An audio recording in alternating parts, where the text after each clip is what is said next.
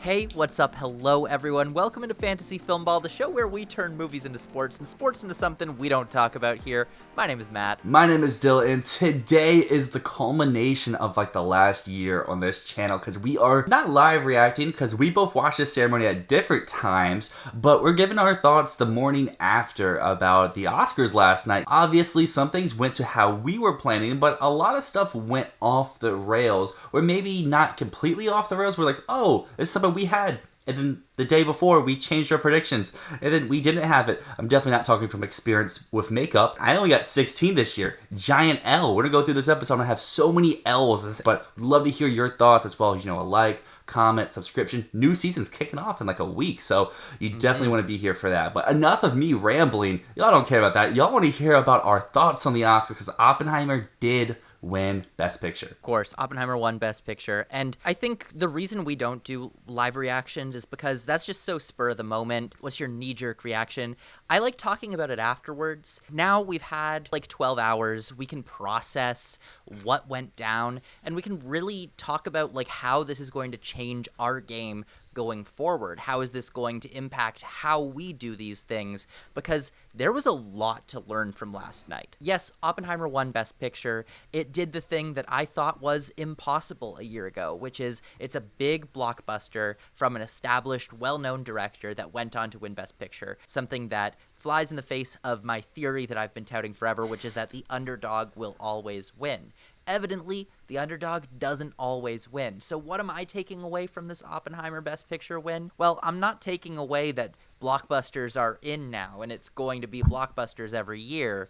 What I'm taking away is that if people are talking about a certain movie as this is the best thing that this filmmaker has ever done, and it's not getting that type of backlash that you will often see with these big movies, that is something to really, really pay attention to. Not just because of Oppenheimer, but because the second place film here was also not an underdog. It was probably Poor Things. Looking at how the ceremony went down, Poor Things was really, in another year, probably would have won. That's really crazy to think about because all season we're oh yeah, Poor Things this, Poor Things that, but can it win picture? No. And then evidently, kind of All Quiet, in another year, it probably could have won. There was just a bigger, more passionate, across-the-board type player ahead of it. But talking about Oppenheimer's Best Picture win, I guess for me, you're going to take away the director that matters, their best film. I'm kind of sad because if you remember all the way back from when we started this channel, my first prediction for Best Picture was exactly what Oppenheimer was. It was a director I love, making a movie I'm really excited for that seemed to be a big tech player.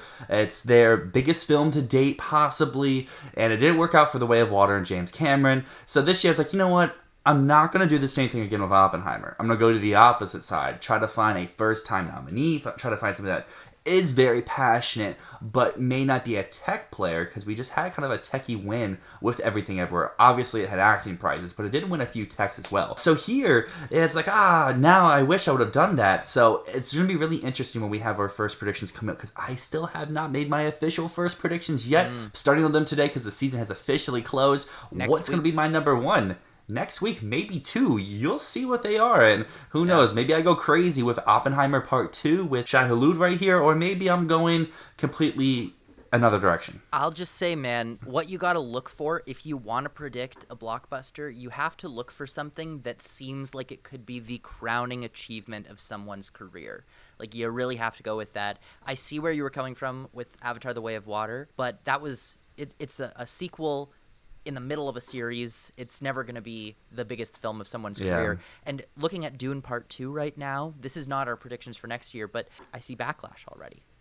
Even you're not the biggest fan. You think it's a step down from the first film. I do. If you're saying that, and you're a big Dune fan, you're a big Warner Brothers shill, then what's going to happen to the people that don't love the Dune series? It's not winning Best Picture. So if you want to predict a blockbuster, make sure there's an avenue for it to be the greatest thing that this person's ever done. And I guess that stays on track because Oppenheimer, the reason it is a blockbuster is because of our best director winner, Christopher Nolan. He is the man who makes blockbusters, the biggest of our generation, and I really like how the one to present this award was Steven Spielberg, not handing down the mantle, but one legend to the next, saying, hey, this is your prize, this is your moment, this is your crowning achievement. I know we were both kind of low on Oppenheimer out of the gate last March, but once reactions started coming from this film, I felt like he had in the bag from that moment, regardless if Oppenheimer was taking pictures. It'll be really interesting for this season. Will we have another Best Director sweep? Because we had, what, 4 in a row right now? I'm really excited for another season when we get to like 2019 where Best Director is split up at everybody. All I want is a race in director. We haven't gotten that in these top 2 categories in a while, and while it's fun when a movie you love is winning, it also is like, oh, we're in March and I've known this is happening since July. What's the point anymore? With the director category, it's so easy for it to be a sweep because it's really easy to point out a film that's like very technically accomplished and say, we really like what this film is doing. We really like what this artist is doing. There's clearly a distinct voice here. And Christopher Nolan had that. Like you were saying about Steven Spielberg, the symbolic part of that I really liked is that back in the 70s, Spielberg kind of like invented the blockbuster with Jaws. He was nominated for Best Picture, but snubbed for Best Director because he wasn't taken seriously enough for that. And Nolan kind of had a similar thing going on where his films weren't taken seriously enough. You know, The Dark Knight is the reason we have an expanded lineup to begin with because people felt it was so robbed. And then when he got nominated for Inception in Best Picture, he got snubbed for Best Director. And now, 13 years later, he's being appreciated and being acknowledged as a serious filmmaker the way that he was denied. This was Christopher Nolan's Schindler's List moment, where he's finally being acknowledged as a serious filmmaker. And that, to me, is really symbolic. But yeah, in terms of next year, what I want to look for is something that can be a technical player, something that is from an auteur who is respected, someone who is loved, and someone who's doing something a little bit different. That's going to bring us to another Oppenheimer win. I mean, the sweep, we all predicted it, but how big did the sweep get? Well, it included Best Actor. Cillian Murphy takes it home, and I mean, you and I, we were predicting this. I know a lot of other people throughout the season like, oh, Giamatti, yeah, he's for real, and to me, it kind of seems like it's Critics' Choice going astray. When you're in the Best Picture sweeper, usually you're going to win these closer races. Obviously, another category didn't happen like that, but here with Murphy, it did fall in line there. It's one really interesting thing about the Murphy win is, and I think that could extend out to Giamatti as well, these both would have been unconventional Best Actor wins. Like, yeah, Cillian Murphy is in a biopic, is in a drama, but he's very subdued. He's not shouting. I mean, even we mentioned in our revisiting episode, he's whispering in scenes he's supposed to be shouting. He's not exploding on screen, but his presence is in every second in the film. And I think the difference between Murphy and Oppenheimer and Keaton and Birdman is, one, I think it's a competition. I don't think Giamatti was as strong as Redmayne was that year. And two, it's just the weight of Oppenheimer. Like, Oppenheimer is just a lot bigger, and Murphy was in every frame of that movie. Also, looking back at that year, I was shocked to see Michael Keaton was not really a contender. Mm-hmm. He was in a place like Paul Giamatti was. He had Golden Globe and Critics' Choice. And meanwhile, Eddie Redmayne had the Golden Globe drama, he had the BAFTA, and he had SAG. So I don't know how anyone went into that night going, it's Michael Keaton, it's gotta be Michael Keaton, other than he was the Best Picture guy. But Birdman was also not guaranteed to sweep Best Picture. It was a huge toss-up at the time between Birdman and Boyhood. What was going to win? I don't see how anyone thought it was going to be Michael Keaton, but this isn't about that. This is about Cillian Murphy, and you're right. It is a very subdued, subtle performance, and being in that Best Picture frontrunner definitely gave him the edge. It's not an overdue narrative for him, but there's an element of, we've never had a chance to award this actor before. This is the first time he's really had a role like this, and we like him. Mm-hmm. I felt like there was just an attitude and a feeling overall this season of, we like the guy. Also, now that we're talking about these acting categories, let's talk about the presentation. They had 5 different past winners come up and acknowledge and give a tribute to each of the present nominees.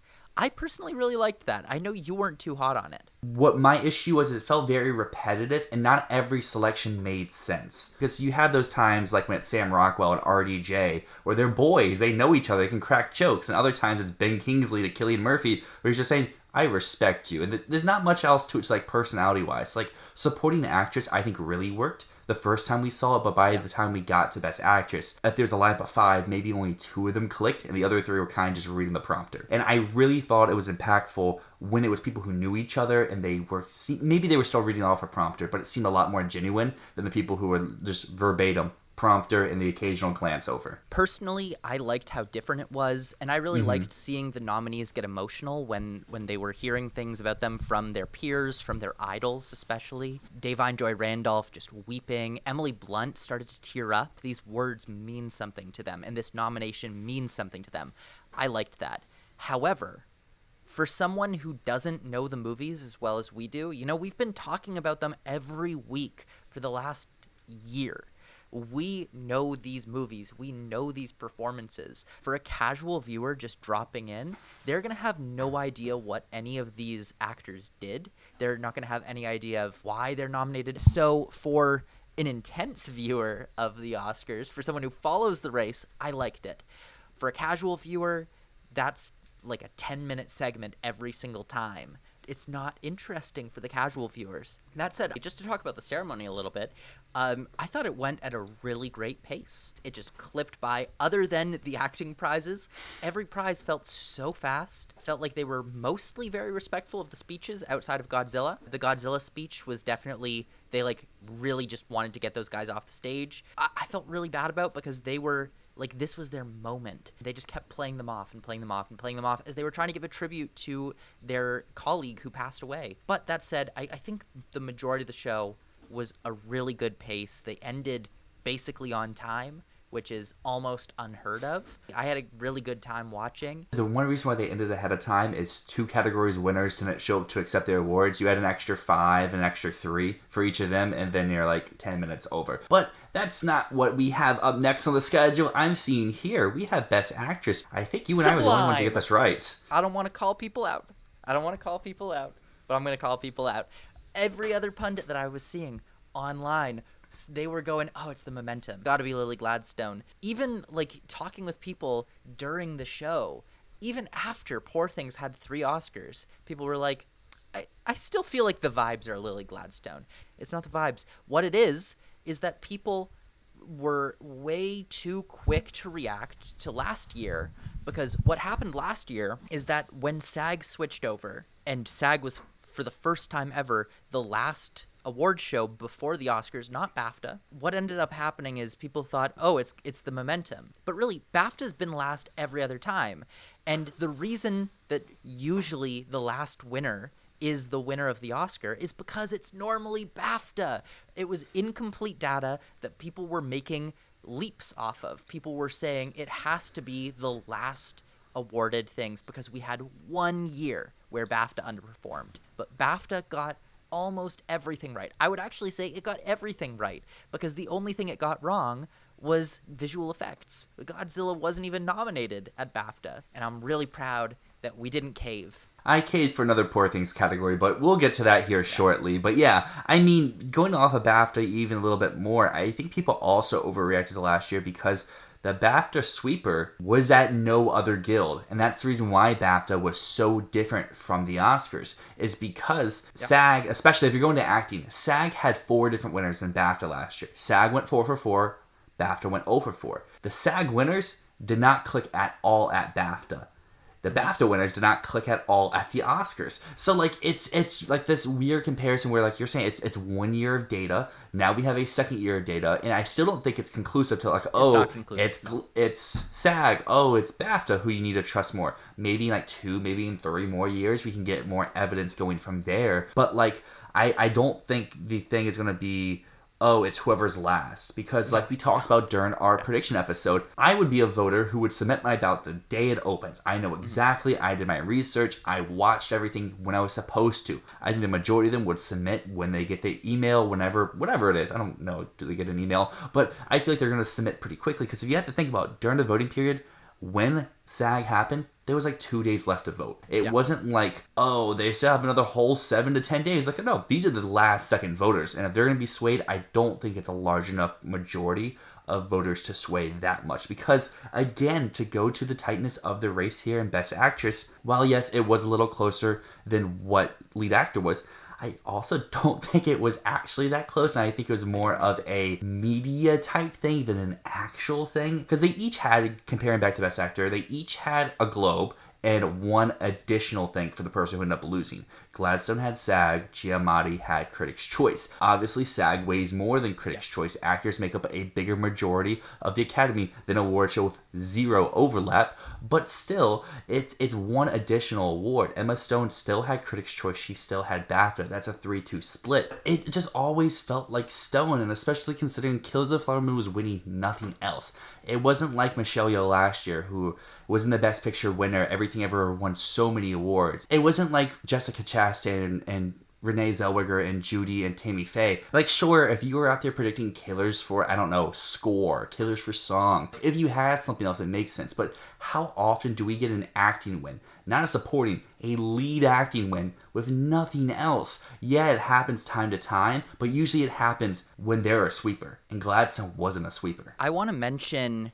one of our commenters who made a great point, which I think I'm going to use going forward. Callum8147 said that they were going to predict a Poor Things Barbie split in production design costumes and wanted to push back against us comparing Barbie to Black Panther. Basically said that we were saying that Critics' Choice is the be-all, end-all because they went with Black Panther and BAFTA didn't. But what we should really be looking at, instead of just saying Critics' Choice is the best, is looking at what bodies really like certain films and which ones are similar on them. So Barbie got a similar amount of nominations from BAFTA to the Oscars, and the reception was basically the same. Meanwhile, and this does actually tie in to Best Actress. I promise I'm not going off on a tangent here.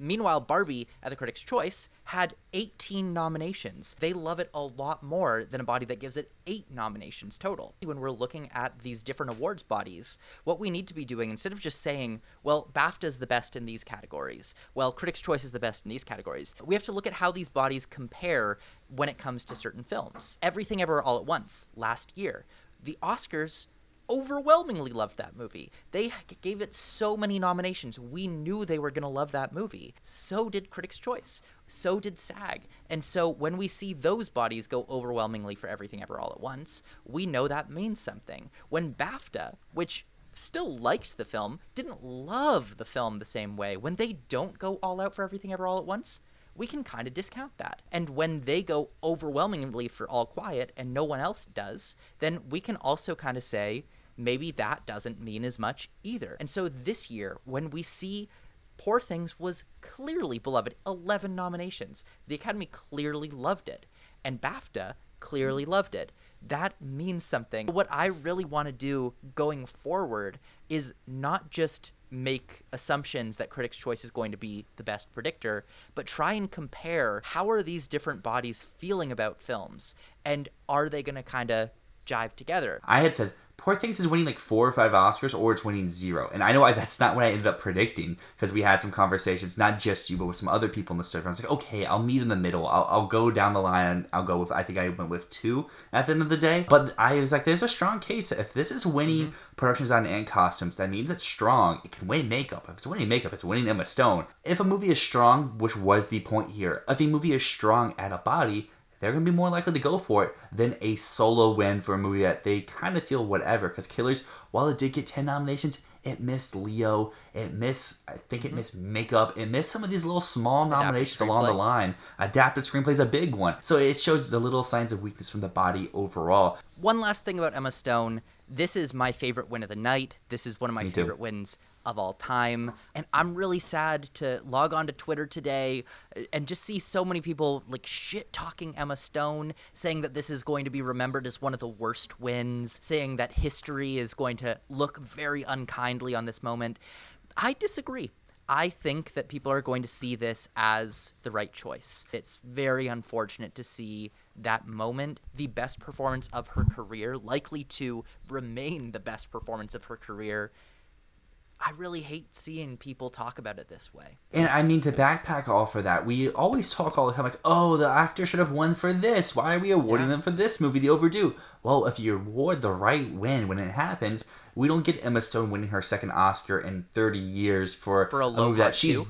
Yeah, for a movie that she's good in, but she's not great in. And here, we're getting that. When Emma Stone eventually wins her third, like Frances McDormand, she's not winning for something like, oh, yeah, she's great, so I guess we'll go for her in Nomadland. It's like, no, she's winning because she has a phenomenal track record so far. So in the supporting actress category, Da'Vine Joy Randolph, clean sweep. A fantastic speech to start with. Top 5 speech of the night.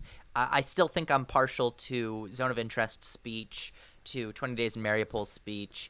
Cord Jefferson killed it with his speech. Yeah, Cord Jefferson. Da'Vine Joy Randolph was an amazing, amazing speech. That was an inspirational moment. Love this win. Best in the category, and it's such a deserving moment for her. I know I've not been over the moon for the holdovers, but I talked about in lead, you can't win a solo win in that category, but you can here in supporting. And I think my big takeaway going forward is I didn't originally have Da'Vine winning for this role. I thought the holdovers was just weaker overall, which it kind of ended up seeming like that. It didn't win screenplay. It wasn't really competitive in editing or lead actor, but you can still win a solo award in this category. And I think what I had said all along is, hey, if she sweeps, I'm going to go for her. But I still have my reservations about SAG, just because she's not a huge name and not an overtly showy performance in my reservations with BAFTA. She won both of those, so I put her at my number 1 in the category. Honestly, I think I had her at number 1 after the Globe win. But still, I had reservations along the path in the trail, and I will probably still have those going forward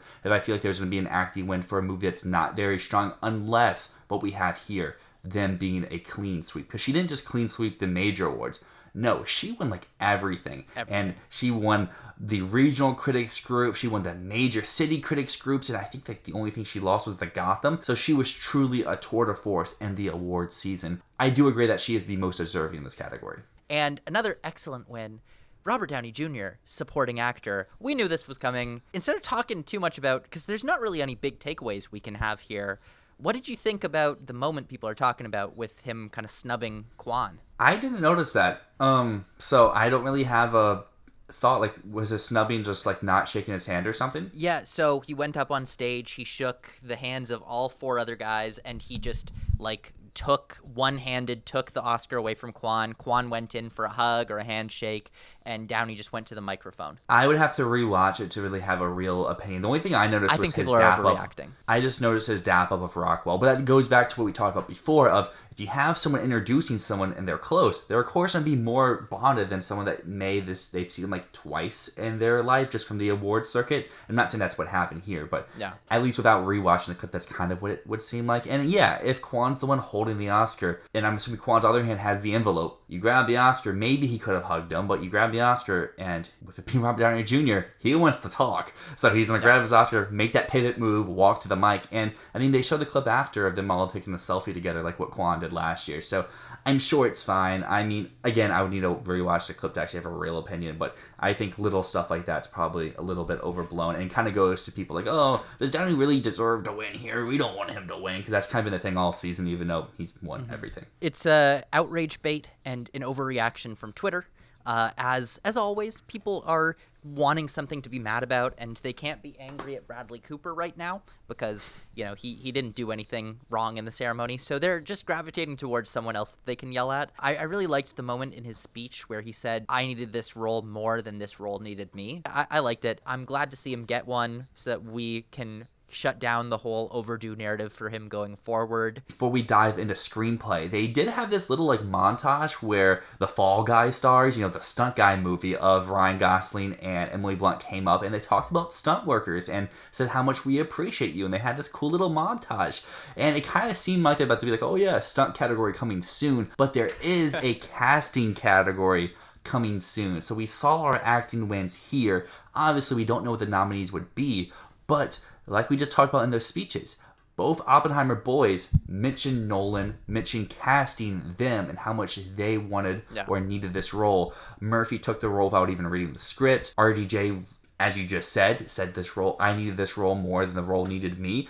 I feel like that's kind of a great narrative for Oppenheimer to maybe win this award. Obviously, we'll never know what the nominees would be, but I think it'll be very interesting going forward to see what kind of goes into play with the casting directing win. Just like with BAFTA, the key to a casting win is going to be having an Oscar win in another category. I think that you're going to have to win an acting Oscar in order to get a casting win. I think the one exception would be for that is if there's like an ensemble piece movie that fails to get a nomination in acting due to whatever reason. I'm thinking of Parasite. I'm thinking of Black Panther. I'm thinking those are two exceptions to the rule. But besides them and besides a movie like that in the future, it will be like what you said. They need to win a acting prize, whether that's lead or supporting. I would say you're going to want to look for acting wins or SAG Ensemble wins. But let's move on to Best Screenplay, because Anatomy of a Fall won original screenplay. I'm glad that we didn't have to rejig how we predict things if The Holdovers won here without winning any other awards this whole season. Yeah, feel really good about that.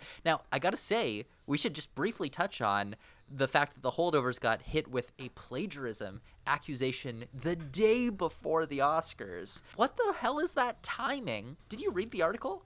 Because it is didn't. Such bullshit. They don't have a leg to stand on. Honestly, I think the only reason why it came out the day before is because it would get buzz if it came out the day before, and no one would really care about it if it came out today, because The Holdovers didn't win screenplay. But Anatomy of a Fall did. I think it's a great win. I think it's showing something that we'll talk about a lot deeper in other categories that, yes, we've known for a while. The international branch is growing. They've peered their way into one slot of nomination and director. Well, guess what? This year they had 2. They peered their way into various sub-nominations throughout. But guess what? They finally have a win outside of international feature for an international movie. This does show to me, predicting the future, if there's an international film that's strong, it probably can do it, even if it doesn't have guild support here domestically. This was a banner evening for international film. I mean, multiple categories. I think this might be the most international films ever to win an Oscar in one night. Incredible stuff. 5. Like, truly incredible.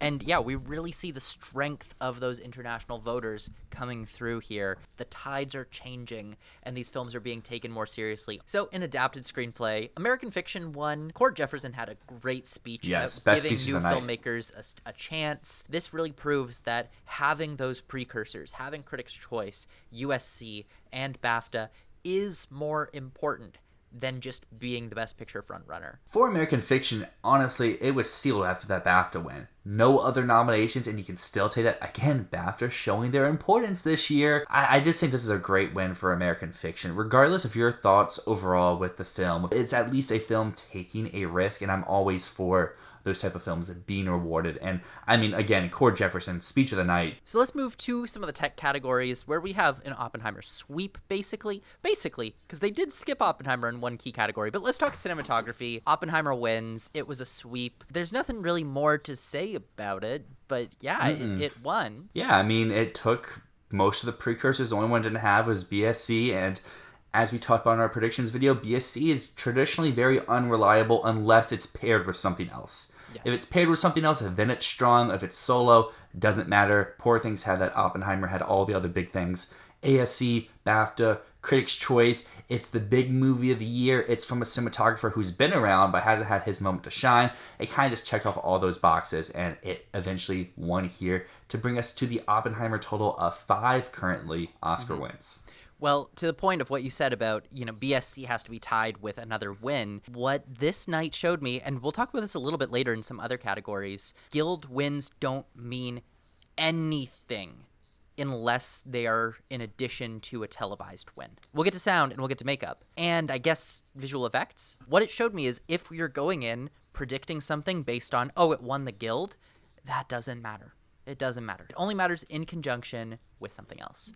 So that brings us to editing. Oppenheimer won again. No real takeaways here. This was very expected. I guess my main takeaway is Jennifer Lame is so young. I know she has gotten her start recently working with Ari Aster. She did Tenet, but I was still expecting maybe like 40s, 50s. But to me, she looked high 30s, which looks pretty young for an Oscar winner. But we talk about editing. Usually, editing has a correlation stat, and we're like, oh, last year was a fluke.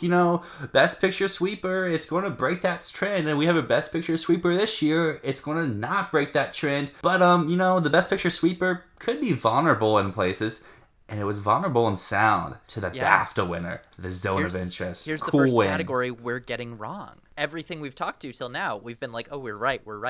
Yeah. We didn't do amazingly. So we're going to start talking about some categories we were wrong in. And Best L of the Sound, night. they went with The Zone of Interest over Oppenheimer, which, for one thing, is the coolest Oscar win of all time. It is so cool that they did it. In our predictions video, I said, there is no way Zone of Interest wins because every year they will go with the loud movie over the quiet movie every time because they like loud sound. Well, what did this show us? That's not necessarily true. Even though Oppenheimer had the bomb, even though Oppenheimer's sound was really showy, The Zone of Interest was nominated in Best Picture because of the sound. Yeah, it makes sense as a winner, even though it was really hard to call. But to the point I just said like 2 awards ago about how guilds don't mean anything without a televised award. Let's look at the packages that they had. Zone of Interest had BAFTA and no guilds. Oppenheimer had 2 guilds and no televised awards. So what does that say to me? That says guilds don't mean shit. Guilds don't mean anything unless you pair it with the picture thing. So yes, it can strengthen your package, but you can't go off of something like Oppenheimer having Cinema Audio Society, Motion Picture Sound Editors Guild, having those 2 wins. That is not as strong as having BAFTA. What we talked about in our predictions in multiple categories is those are the experts talking about it.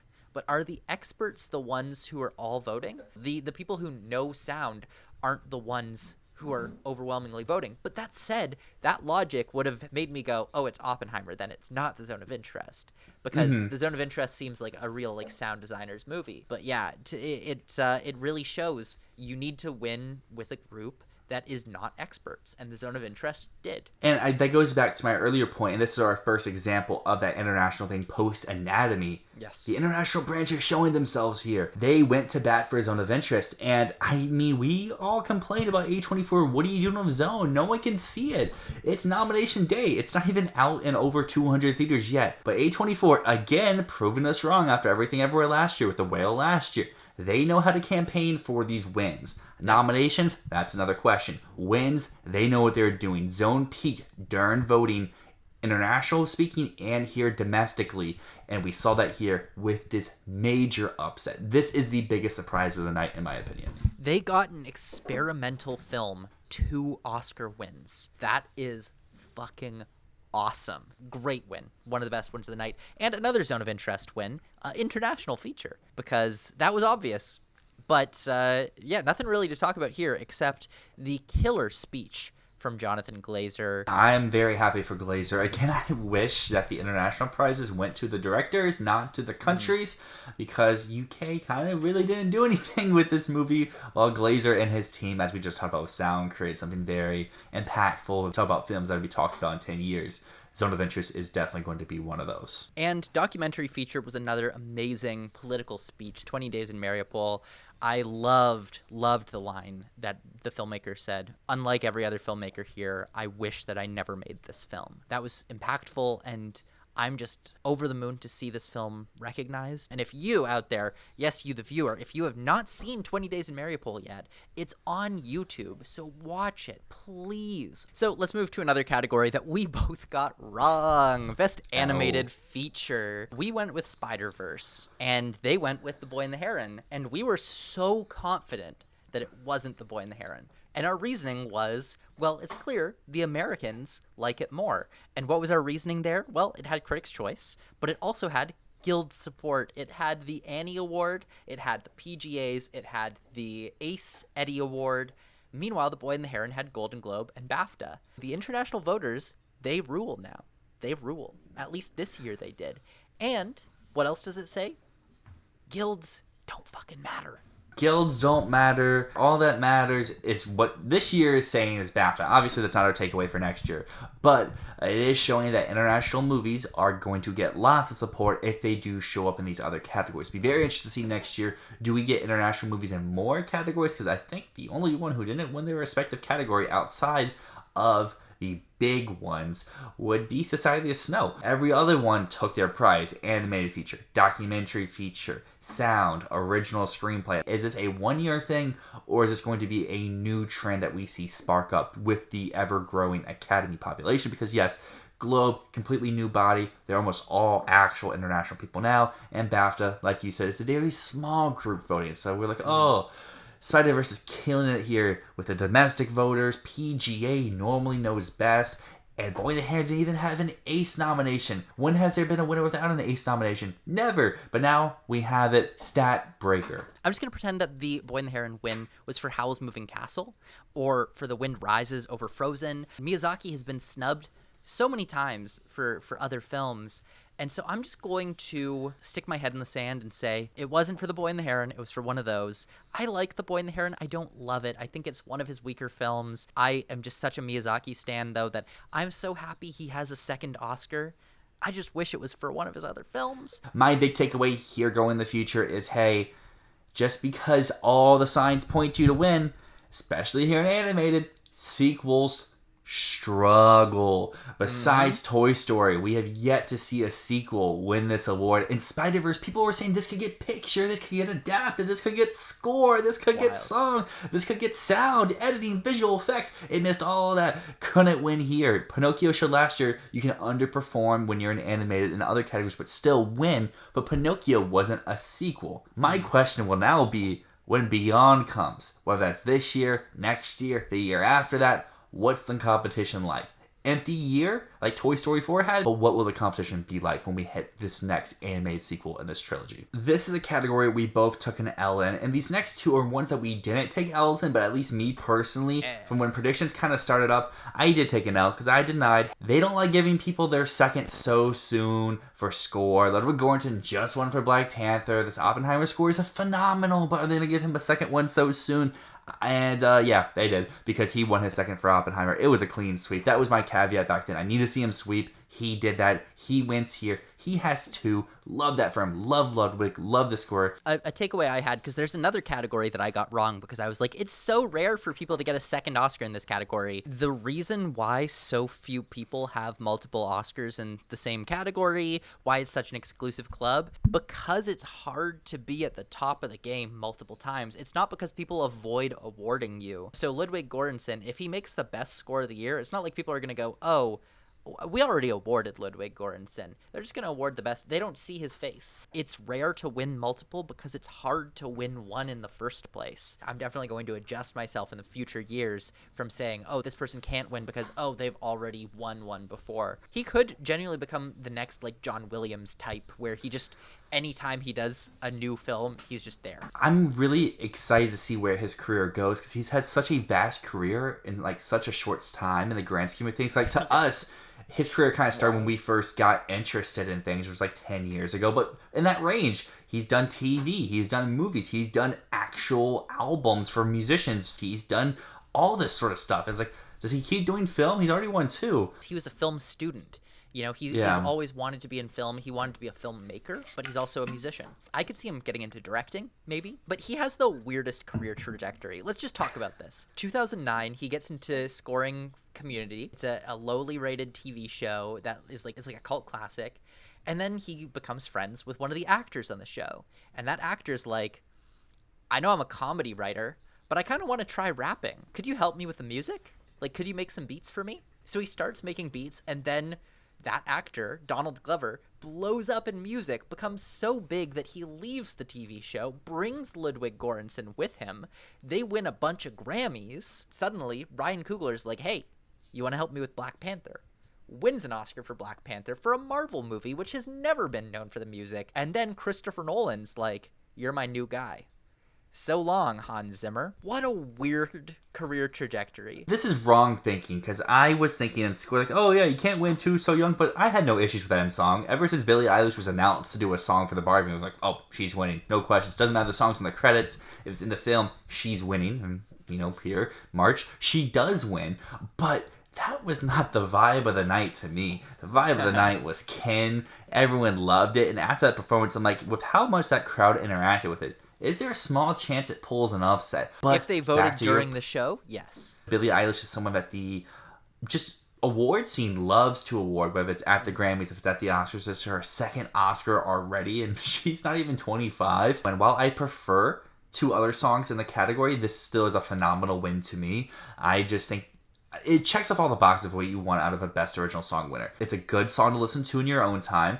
It works really well inside of the film. It's not during the credits, and the song has something to say, and it just checks off all of those boxes. I wish that they started the show with I'm Just Ken, brought up the energy like that, and then closer to the award, they had Billie Eilish bring down the energy a little bit with What Was I Made For, because her performance was great, but it definitely was very confusing to go from that performance of I'm Just Ken, which might be a top 5 Oscar moment of all time. They killed that performance. Ryan Gosling sounded like a rock star. They brought Slash out with the guitar. The choreography was amazing, getting the crowd up and singing. Margot Robbie just laughing her ass off the entire time. Emma Stone singing at one point. Crazy.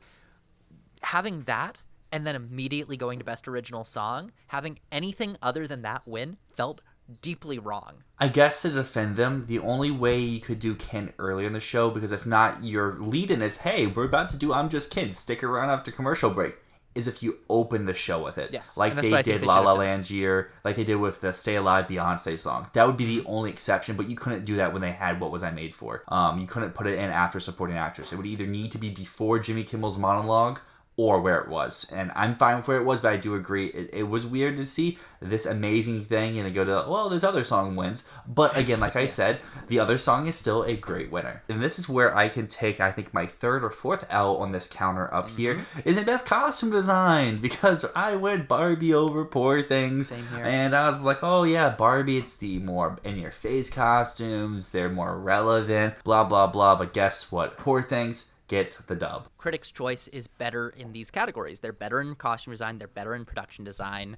Thank God we did not do both Barbie. I came so close to switching my production design prediction to Barbie, and I didn't in the end. But I came really close to switching. It was because I was like, Critics' Choice did so well. But going back to that point that I brought up earlier from our commenter, Callum, we can't just be looking at what show does better. We have to be looking at how that show treated that movie in general. So obviously, yeah, Barbie had 18 nominations at the Critics' Choice. They were obviously going to give it an edge. The Oscars only gave it 8, and BAFTA gave it similar, and its performance was similar at both of those. And same with Poor Things, had way more nominations at the Oscars and at the BAFTA than it had the Critics' Choice. So we should have seen that momentum. We should have gone with it. So that's definitely going to be a lesson I take into the future. I wasn't really close to going to it in production design, but here in costumes, I was on the fence. I think I was pretty firmly Barbie. I know now I had the Monday morning quarterback like, oh yeah, obviously Poor Things, blah, blah, blah.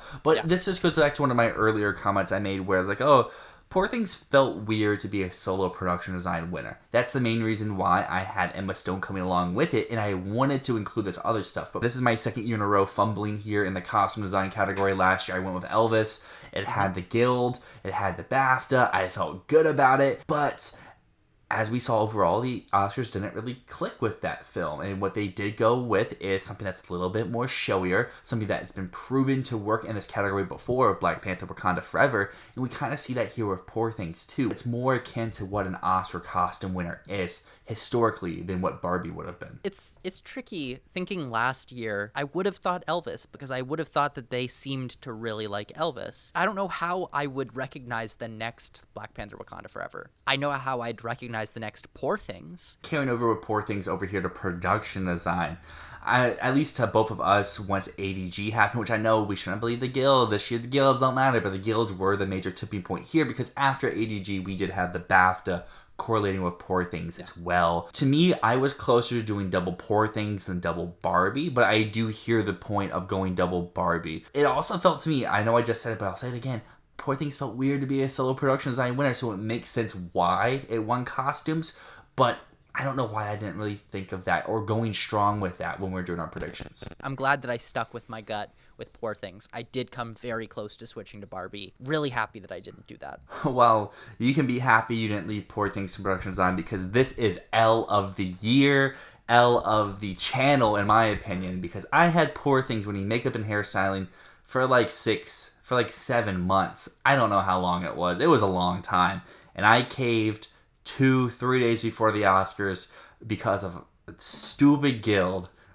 And Poor Things upsets Maestro for the win. With all the other wins that happened tonight, I'm so happy that Zone won in sound, Emma Stone winning actor, stuff that I wanted to see. But this is the one of like, why'd I go against myself? I feel like I have one of those every Oscars where like, oh, I want this to happen, but I'm not going to predict it, even if it makes sense in my head to predict it, and then it ends up happening. So don't really know what my rectifying thing will be for next year with this category. Guilds don't mean shit. Guilds don't mean shit. Here's the thing. And I'll talk about this in VFX too, because we're about to get to VFX. Something losing repeatedly is more of a sign than something winning. And Maestro lost the Critics' Choice, which it should have won, and it lost the BAFTA, which it didn't necessarily feel like it was going to win there, but I predicted it there. I totally thought it was going to win. And seeing them go somewhere else shows maybe Maestro is just not what people are gravitating towards. And so it winning the Guild, yes, the Guild has a great track record, but it lost every other thing. We should have seen that Maestro was just not performing the way it should have been. That is 100% entirely true. I'm just going to be kicking myself over for the next probably few months during our predictions. Be like, oh, I had this last year. What's going to be my flub this year? Because, again, L of the year, Poor Things, Makeup and Hairstyling. I have another L, and I will fully admit I was wrong in my thinking and visual effects with having the creator over Godzilla -1. Again, this goes back to the international point I've been making here. Throughout, the international body made themselves heard this year across the board.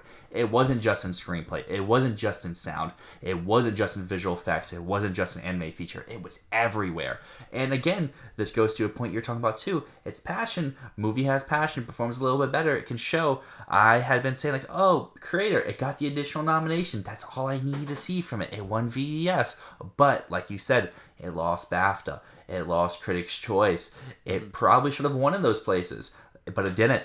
And Godzilla won at the end of the day because it had the more passion. Didn't think enough people had saw it, but clearly enough had saw it to give it the win. The creator only had VES. It only had the Guild. It lost the Critics' Choice. It lost the BAFTA. And what that said to me was they are looking for anything else. And Godzilla had passion. I wouldn't even necessarily say this reflects on the international branch as much as it just says that Godzilla is the most well-liked movie of all of these. That said, I came very close to switching my prediction to Mission Impossible as like a last-minute Hail Mary. I didn't do it. I stuck with Godzilla, but I really thought about it because I was like, well, is Godzilla more popular than Mission Impossible? And I guess it was. But visual effects it is a popularity contest. Learning from the creator, learning from Maestro in makeup and hair. If something seems like it's losing other places consistently, that means that something else is going to sneak in. Well, let's move us over to our shorts categories where I will admit I took some big L's, and I think you did too. We did not do very well here after doing very well the last season, and I think the season before, even when we didn't have a show. Documentary short, I even said in the episode, Last Repair Shop's the one that has the most promo. Should win. But, 2 wins, I don't know about that. Let's go book banning because it's relevant, it's political, blah, blah, blah. Didn't matter. Last Repair Shop got the dub. You went with 99 WIPO, right? I did, because here's the curse of watching all the short films. You grow attached to them, and you start to dislike the other films. I mean, you dislike the other films because a lot of the time, they're not that good. And then you start to think, there's no way they're going to do that, right? What I've learned time and time again with the Academy Awards in the shorts categories is don't think that they're going to be smart. they're not going to be smart.